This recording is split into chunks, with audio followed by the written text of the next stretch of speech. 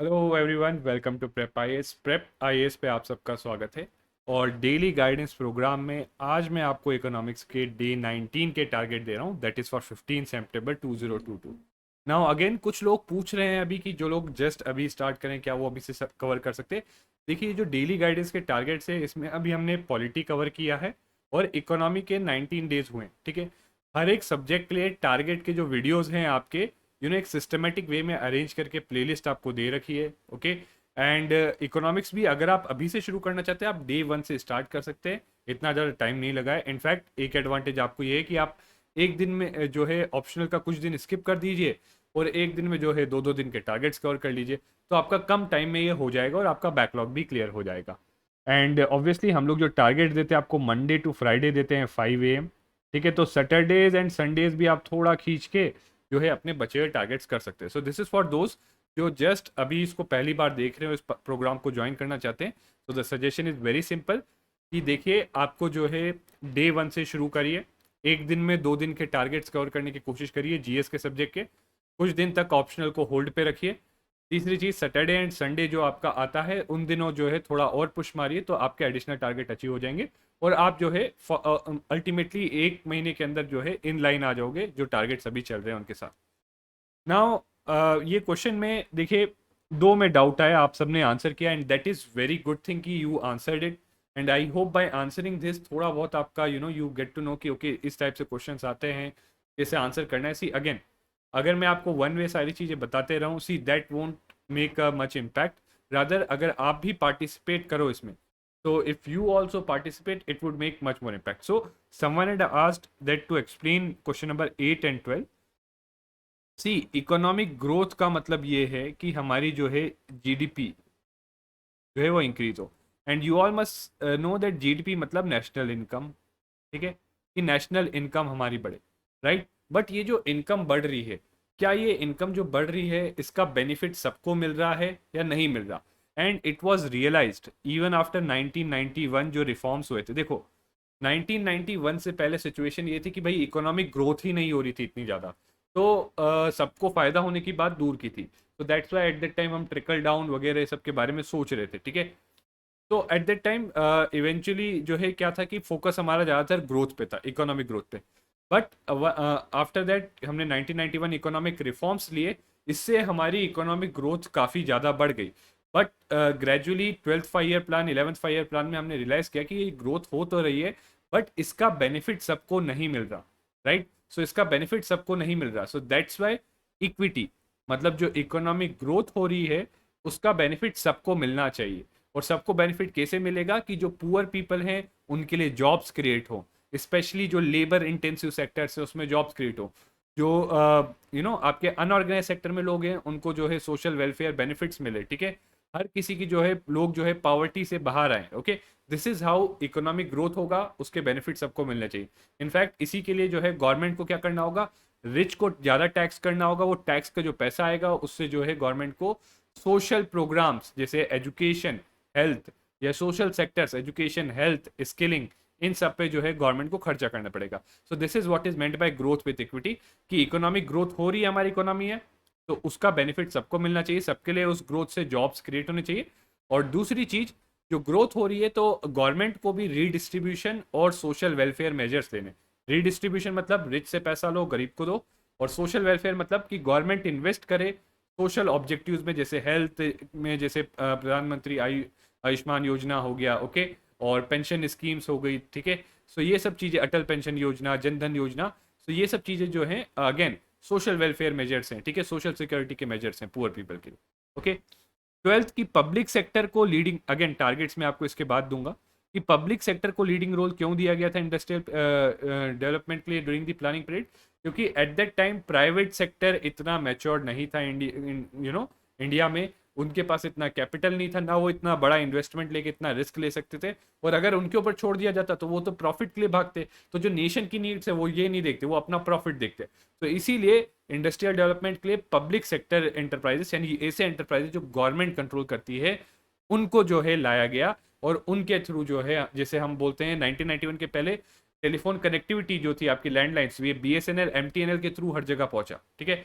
It was only after 1991 की फिर जब प्राइवेटाइजेशन हुआ टेलीकॉम सेक्टर का, और जब ये सब आए जियो वगैरह, तब आपको मेजर, बट उससे पहले जो सारा टेलीकॉम कनेक्टिविटी क्रिएट किया था लैंडलाइन का, वो MTNL और BSNL ने किया था, ओके। और इसी तरीके से बहुत सारे सेक्टर्स हैं, एयर इंडिया वगैरह, right. So at that time private sector इतना मैच्योर नहीं था, इसलिए उसकी एंट्री नहीं की थी, राइट। ऑल्दो ये बाद में रियलाइज भी किया गया था that it was not so efficient strategy, but again उस टाइम पे ये नीड थी। अल्टीमेटली जब लगा कि ये गलत है तो 1991 में रिफॉर्म किए, और अब देख रहे हैं प्राइवेट सेक्टर भी, और जो है पब्लिक सेक्टर का रोल कम हो गया, प्राइवेट सेक्टर का रोल ज़्यादा हो गया। तो this was about these questions, right. Now see देखिए, I know it might be possible कि कुछ टारगेट्स आपके डे 18 के बचे होंगे, so please try to finish it off, okay, specially this part.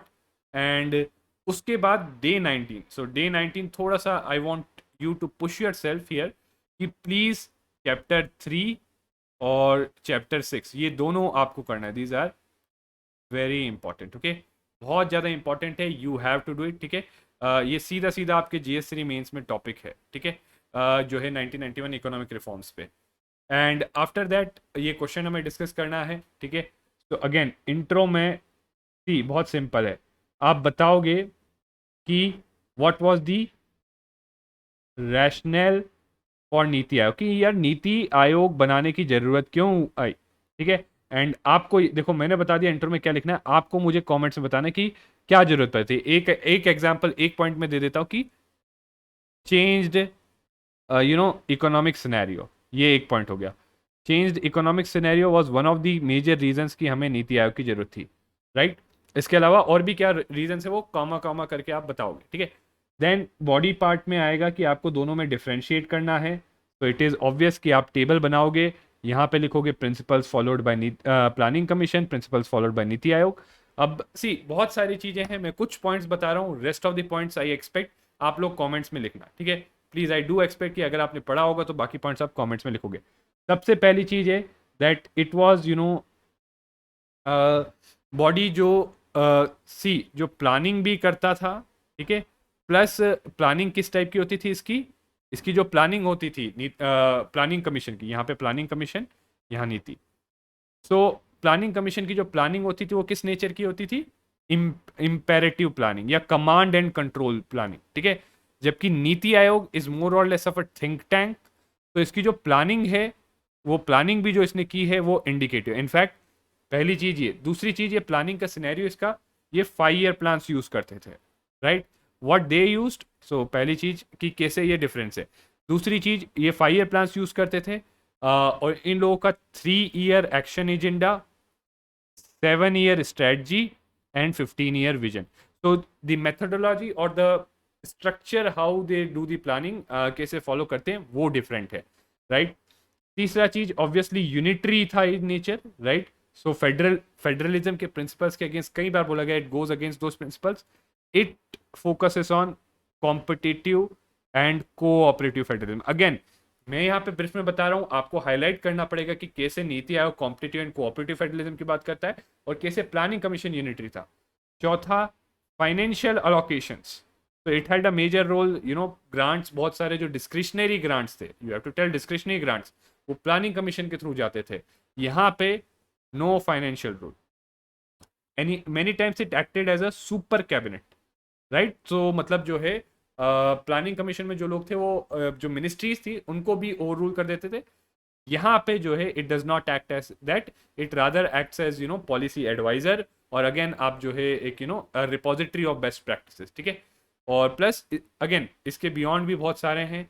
ये जो है छठा क्या है कि planning commission was about top down, ऊपर से नीचे, ऊपर प्लान बनता था 5 ईयर प्लान, फिर वो स्टेट गवर्नमेंट के पास जाता था, स्टेट गवर्नमेंट को अपना प्लान उसके अकॉर्डिंग करना होता था, और फिर स्टेट गवर्नमेंट से डिस्ट्रिक्ट के पास जाता था, डिस्ट्रिक्ट का प्लान उसके अकॉर्डिंग होता था, ठीक है। But it is about decentralised और बॉटम अप प्लानिंग और developing a shared national agenda, okay. So ये 6 पॉइंट्स बताए हैं। अगेन इसके अलावा भी आपको जो भी पॉइंट्स आए, सी इसके अलावा और भी पॉइंट्स है, ठीक है। जैसे अगर इवेल्युएशन एंड मॉनिटरिंग का देखें तो इसमें वन टाइम होता था प्लानिंग कमीशन का, इतना ज़्यादा फोकस बस प्लानिंग पे था, इम्प्लीमेंटेशन का मॉनिटरिंग इतना इफेक्टिव नहीं था। इसमें एक डेडिकेटेड ऑर्गेनाइजेशन है DMEO, जो एक रेगुलर और कॉन्टिन्यूस बेसिस पे मॉनिटरिंग करता है और इवेल्युएशन करता है जो प्रोग्राम्स चल रहे हैं आपके सेंट्रल गवर्नमेंट के, ठीक है। सो अगेन इसके अलावा आप लोगों के पास भी जो भी पॉइंट्स ऑफ डिफरेंस है इन दोनों के बीच में, प्लीज टेल। और जहां तक कंक्लूजन की बात हुई, नाउ व्हाट अबाउट कंक्लूजन, तो कंक्लूजन में हम ये बताएंगे कि how NITI Aayog meets the demands of the present situation and what are some other things, some challenges now it is facing, and what some other things can be done. So this is how you will address it, okay. And यहाँ पे एक चीज मैं आपको बताना भूल गया, economic reform में अगेन थोड़ा सा ना कुछ चीजें ऐसी होंगी जो आप थोड़ा बस ओवरव्यू लेके निकलना है। जैसे ये वाला पार्ट ऐसा है कि इंट्रोडक्शन ये है कि बस पढ़ के निकलना है, इसमें ज़्यादा दिमाग मत खपाना, ठीक है। यहाँ से जो है इंपॉर्टेंट पोर्शन आपका चलता है, स्पेशली ये पोर्शन, ठीक है। Now with respect to current affairs आपको GS3 करना है, ठीक है, and 7 pages till 65, okay, 7 pages till 65। And then आपको न्यूज़पेपर एंड ऑप्शनल करना है।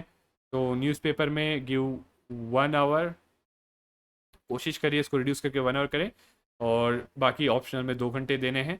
And apart from that daily answer writing भी अब आपको शुरू कर देना चाहिए, okay. Now is the time that you should do, हम तो आंसर डिस्कस कर भी रहे हैं। And at least try to study for 8 hours, कोशिश करिए कि कम से कम 8 घंटा पढ़ें। एंड जो भी आपका प्रोग्रेस है, whatever your progress, do mention it in the comments. देखो बहुत इंपॉर्टेंट चीज़ है ये। अगेन आपको 1-2 दिन मैंशन करके इतना जो है एक वो नहीं मिले लगेगा कि क्या बेनिफिट है, बट अगर एक आदत बन गई, हैबिट बन गई आपकी, तो एक इंटरनल चेक आपका खुद का बन जाता है कि हाँ मुझे यहाँ पे बताना है कि मेरे को क्या प्रोग्रेस रहा है। So then you will push every day yourself to meet your targets. और कोई भी डाउट, कोई भी क्वेरी, कोई भी फीडबैक, कोई भी suggestion, do ask in the comments, I will definitely address it. Lastly do subscribe to our channel prep IAS। And अगर डेली गाइडेंस प्रोग्राम का टेलीग्राम ग्रुप है वो ज्वाइन करना है आपको, तो उसका रजिस्ट्रेशन फॉर्म है डिस्क्रिप्शन में, you could fill up that form and आपको जो है उसको ज्वाइन करने का लिंक मिल जाएगा। So that is it for today. See you again tomorrow.